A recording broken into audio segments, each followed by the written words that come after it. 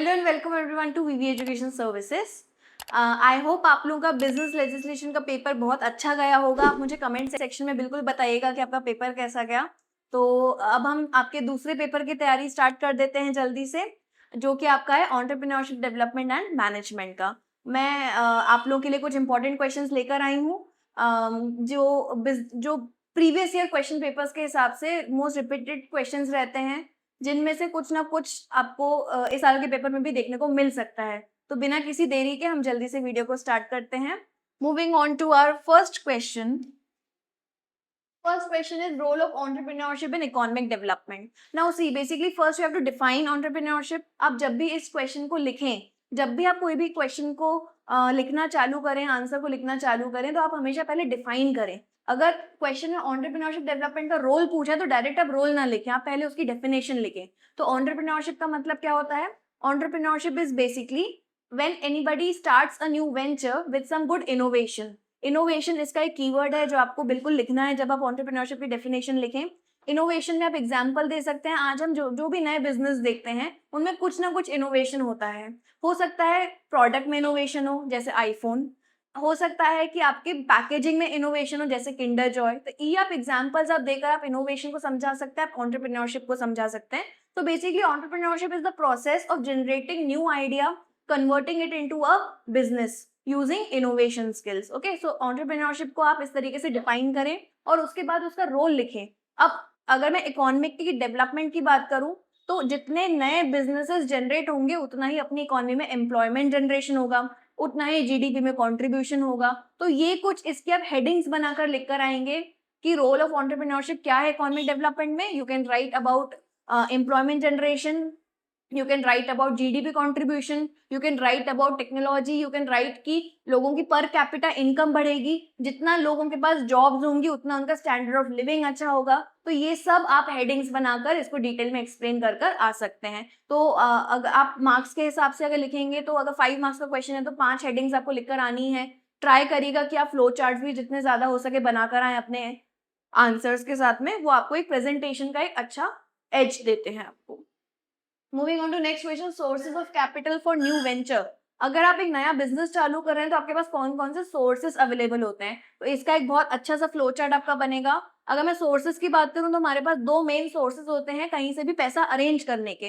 पहला होता है डेट, जिसको हम लोन भी कहते हैं। दूसरा होता है इक्विटी, जिसको हम कहीं ना कहीं ऐसा समझते हैं कि ओनर्स फंड है। ये ओनर्स फंड मतलब अगर मैं किसी से अमाउंट ले रही हूँ तो मैं उसको बिजनेस का ओनर बना दे रही हूँ। तो हमारे पास एन नंबर ऑफ सोर्सेज होते हैं। तो डेट में आप लोन को समझा सकते हैं, आप डिबेंचर्स को समझा सकते हैं। इक्विटी में आप रिटेन्ड अर्निंग्स और शेयर्स को समझा सकते हैं। तो ये कुछ आपकी हेडिंग्स हैं जो आप लिख सकते हैं। और जो डेट है वो आप शॉर्ट टर्म लॉन्ग टर्म में भी एक्सप्लेन कर सकते हैं। शॉर्ट टर्म की अगर मैं बात करूँ तो पब्लिक डिपॉजिट्स हो गया, शॉर्ट टर्म बैंक लोन्स हो गया, बिल्स रिसीवेबल, बिल्स पेबल हो गया, जिसको हम ट्रेड बिल्स कहते हैं। तो ये सारे आप शॉर्ट टर्म बताकर आ सकते हैं कि एक बिजनेसमैन को अगर अमाउंट चाहिए अपने बिजनेस को स्टार्ट करने के लिए, बिजनेस को रन करने के लिए, तो ये सारे आपके पास सोर्सेस अवेलेबल हैं। So you have to differentiate, you have to classify owners fund, borrowed fund. Owners fund में आपका आ जाएगा इक्विटी और आपका आ जाएगा इसमें रिटेन्ड अर्निंग्स, मतलब बिजनेस का ही पुराना पैसा जो आप बचा कर रखते हो उसको आप आगे यूज कर सकते हो। और दूसरी तरफ आपका आ जाएगा डेट, जिसको हम लॉन्ग टर्म शॉर्ट टर्म में डिवाइड करेंगे। लॉन्ग टर्म में आपके आ जाएंगे डिबेंचर्स और long term bank loan. Short term में आपका आ जाएगा trade credit, then commercial papers आ जाएंगे, कमर्शियल बिल्स आ जाएंगे, पब्लिक डिपॉजिट्स आ जाएगा। ये सारे आप शॉर्ट टर्म में समझा कर आ सकते हैं। तो इस तरीके से आपको सारी चीजें सीक्वेंस में प्रॉपरली लिखनी है। ये वाला क्वेश्चन मोस्टली ज्यादा मार्क्स का आता है, जो सबसे हाईएस्ट मार्क्स होते हैं, जितने भी आपके पेपर में सबसे हाईएस्ट मार्क्स में आ रहा है ये वाला क्वेश्चन उसमें मोस्टली पूछा जाता है। तो आपको इसको बहुत अच्छे से हेडिंग्स के साथ लिख कर आना है। Moving on to third question, ethics and responsibility. कोई भी आज की डेट में बिजनेस है वो बिना सोशल रिस्पॉन्सिबिलिटी के नहीं रन कर सकता। आप कितने भी एग्जाम्पल देख लीजिए, टाटा, रिलायंस, इन सबका कहीं ना कहीं कुछ कॉन्ट्रीब्यूशन है सोसाइटी के लिए। तो सोशल रिस्पॉन्सिबिलिटी इज कि हम लोग कहीं ना कहीं सोसाइटी के रिसोर्सेज यूज करके बिजनेस कर रहे हैं। तो it is our responsibility, it is our duty कि हम सोसाइटी को भी इन रिटर्न कुछ दें अपार्ट फ्रॉम गुड्स। गुड्स तो आप सेल कर ही रहे हैं बट उसके अगेंस्ट में भी आप पैसा ही ले रहे हैं। तो सोशल रिस्पॉन्सिबिलिटी इज बेसिकली आप अपने सोशल इन्वायरमेंट के लिए, अपने सोसाइटी के लिए, वेलफेयर ऑफ पीपल के लिए आप कुछ ना कुछ करें, वो आपका आ जाएगा सोशल रिस्पॉन्सिबिलिटी। एथिक्स का मतलब होता है ऐसे चीजें जो आप फॉलो करते हैं जो आपको बोली नहीं जाती है ना। फॉर एग्जाम्पल, आपके पास ऑप्शन है मिलावट करने का, लेकिन आप नहीं कर रहे हैं, तो मतलब आपका ये एथिक है। एथिक्स मतलब जो आप आपके ऊपर कंपल्शन नहीं है, but still you are following something good, that is ethics. तो हर बिजनेस में एथिक्स और रिस्पॉन्सिबिलिटी का बहुत इंपॉर्टेंट रोल होता है। आपको ये पूरा एक्सप्लेन करना है कि बिजनेस की रिस्पॉन्सिबिलिटी किस किस के तरफ होती है। Social responsibility towards employees, social responsibility towards government, social responsibility towards then towards nation. इस तरीके से आपको हेडिंग्स लिख कर आनी है। Social responsibility towards your workers. तो इस तरीके से आप सारी रिस्पॉन्सिबिलिटीज को एक्सप्लेन कर कराएंगे। कंज्यूमर्स भी इसमें एक सेगमेंट रहता है, शेयर होल्डर्स इसमें एक सेगमेंट रहता है। इस तरीके से आप पूरा एक्सप्लेन कर कराएंगे। Moving on to next topic, SIDBI and NABARD. इस पे शॉर्ट नोट लिखने को कई बार आता है।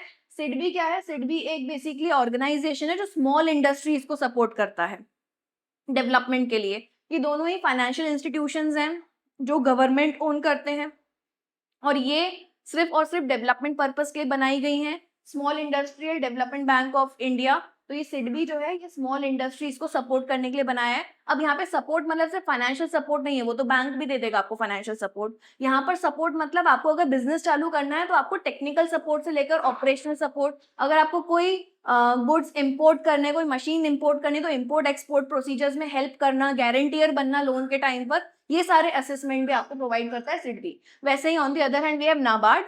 तो नाबार्ड बेसिकली रूरल बैंकिंग के लिए है, एग्रीकल्चरल को सपोर्ट करने के लिए। तो जितना भी हमारे एग्रीकल्चर सेक्टर है उनको अगर लोन चाहिए ट्रैक्टर खरीदने के लिए, फर्टिलाइजर खरीदने के लिए, अपने बिजनेस को एक्सपैंड करना है, उनको एनिमल हस्बेंड्री के उसमें जाना है, तो इन सब चीजों के लिए अगर आप लोन लेते हैं तो आपको डेवलपमेंट करने में नाबार्ड हेल्प करता है। तो NABARD is basically for rural development, agriculture के डेवलपमेंट के लिए बनाया है। तो ये कुछ हमारी फाइनेंशियल इंस्टीट्यूशंस हैं जो किसी स्पेसिफिक टाइप ऑफ बिजनेस को फोकस करते हैं।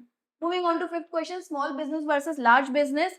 स्मॉल बिजनेस इज बेसिकली जब जहाँ पर प्रोडक्शन कम हो रहा हो, आपके पास एरिया कम हो, आप कम लोगों को एम्प्लॉयमेंट दो। लार्ज स्केल बिजनेस इसी का ऑपोजिट हो जाएगा हमारा।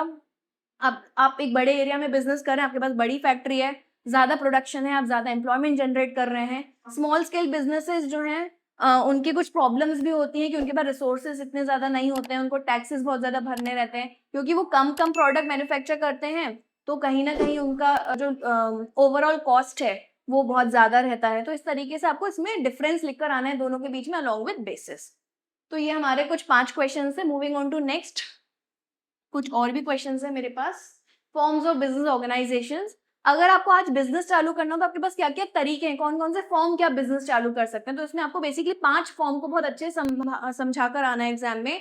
Sole proprietorship, partnership, cooperative society, joint into family business, और आपका नेक्स्ट आ जाएगा पार्टनरशिप। ठीक है, तो ये 5 फॉर्म्स आपको समझा कर आने हैं एग्जाम में। मैं 5 फॉर्म एक बार और रिपीट कर देती हूँ आपके लिए। Sole proprietorship, partnership, joint Hindu family business, cooperative society and joint stock company. तो ये 5 फॉर्म है बिजनेस के जो आप स्टार्ट कर सकते हैं। सबके ही अलग मेरिट डीमेरिट है, मैं आपको शॉर्ट में एक बार 5 फॉर्म समझा देती हूँ। सोल प्रोप्राइटरशिप मतलब जब आप अकेले बिजनेस करते हैं विदाउट एनीबडीज हेल्प, आप ही डिसीजन मेकर हैं, आप ही बिजनेस को ओन करते हैं, आप ही बिजनेस को कंट्रोल करते हैं। नेक्स्ट पार्टनरशिप है, जब आप किसी के साथ मिलकर बिजनेस करें, रिसोर्सेज शेयर हो जाते हैं, रिस्क शेयर हो जाता है।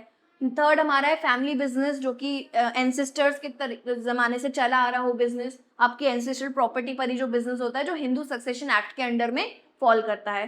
फोर्थ फॉर्म हमारा है कोऑपरेटिव सोसाइटी, जिसका एक ऑब्जेक्टिव पब्लिक वेलफेयर भी होता है, मेंबर्स का वेलफेयर भी होता है। तो Amul is example of cooperative society. Then fifth आपका है कंपनी, जो कि एक लार्ज स्केल बिजनेस है। आपको डे 1 पर अगर लार्ज स्केल बिजनेस करना है then you can go for company. तो ये 5 फॉर्म को आपको डिटेल में एक्सप्लेन करके उनके फीचर्स, मेरिट्स, डिमेरिट्स लिख कर आने हैं। अगेन ये वाला क्वेश्चन भी आपका बहुत सारे मार्क्स में पूछा जाता है, तो ये एक इंपॉर्टेंट क्वेश्चन है जो आपको बहुत डिटेल में लिख कर आना रहेगा। Moving on to our last question, that is business plan. कोई भी बिजनेस चालू करने से पहले आपको उसका एक ब्लूप्रिंट बनाना रहता है कि ये बिजनेस में कहाँ कहाँ से रॉ मटेरियल लाना है, कितना पैसा लगने वाला है, कितने डिपार्टमेंट्स होंगे, कितने लोग हायर करने पड़ेंगे। ये सारी चीजें जब आप एक ब्लूप्रिंट पर एक्सप्लेन करें बिजनेस चालू करने से पहले, so this is a mental exercise जो आपको करनी है बिजनेस चालू करने से पहले ऑन पेपर, इसलिए इसको ब्लूप्रिंट भी बोला जाता है बिजनेस प्लान को। तो जब आप अपने बिजनेस का एक ब्लूप्रिंट बनाते हैं और आप उसके बारे में और सोचते हैं उसको और कैसे बेटर बनाना है, तो आपको बिजनेस करने में बहुत आसानी हो जाती है, because things are already plan. So basically ये आपको पूरा ये बताता है कि आप बिजनेस जब चालू करेंगे तो आपको कौन कौन सी प्रॉब्लम्स आ सकती हैं, तो उसका पहले से सोल्यूशन रख सकते हैं। आपको ये समझ में आएगा कि उस टाइम आपको डिसीजंस बहुत जल्दी जल्दी में नहीं लेने पड़ रहे, बिकॉज आपने ऑलरेडी चीजें सोच कर रखी हैं, आपके पास जितने भी ऑल्टरनेटिव्स हैं आपने सबके ऊपर सोचा है, फिर आपने बेस्ट ऑल्टरनेटिव सिलेक्ट करा है। तो business plan is basically making a blueprint, जिसमें आपने बिजनेस के बारे में, आने वाली चीजों के बारे में सारी चीजें पहले से ही सोच कर रखी है, लिख कर रखी है प्रॉपरली सिस्टमैटिक वे में। तो this was about business plan. आप इसमें एग्जाम्पल के नाम पर एक बिजनेस प्लान बनाकर भी आ सकते हैं। Okay, so these were the 7 important questions from my side. I hope आपका ये वाला पेपर भी बहुत अच्छा जाए। All the very best for your paper. Thank you.